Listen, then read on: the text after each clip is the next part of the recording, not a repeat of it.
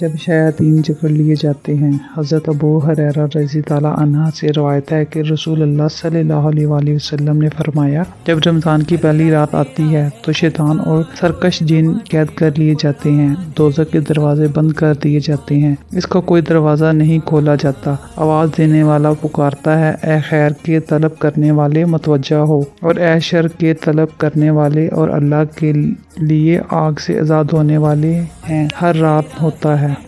بخشش اور مغفرت کا مہینہ۔ حضرت ابو ہریرہ رضی اللہ عنہ سے روایت ہے کہ رسول اللہ صلی اللہ علیہ وآلہ وسلم نے فرمایا، جس نے ایمان اور احتساب کے احساس کے ساتھ رمضان کے روزے رکھے، اس کے پچھلے سارے گناہ معاف کر دیے جائیں گے، اور جس نے ایمان اور احتساب کے احساس کے ساتھ قیام کیا، اس کے پچھلے گناہ معاف کر دیے جائیں گے، اور جس نے لیلۃ القدر کی رات ایمان اور احتساب کے ساتھ قیام کیا، اس کے سارے گناہ معاف کر دیے جائیں گے۔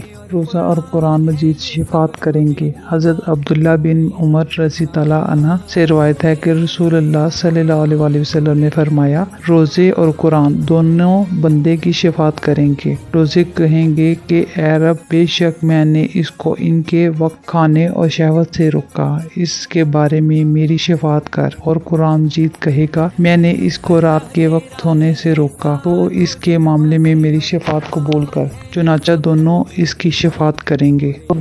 دار کے لیے جنت کے دروازے کا نام۔ حضرت سہل بن سعد رضی اللہ عنہ سے روایت ہے کہ رسول اللہ صلی اللہ علیہ وآلہ وسلم نے فرمایا، جنت کے 8 دروازے ہیں، ان میں سے ایک دروازے کا نام باب الریان ہے، جس میں سے صرف روزے دار داخل ہوں گے۔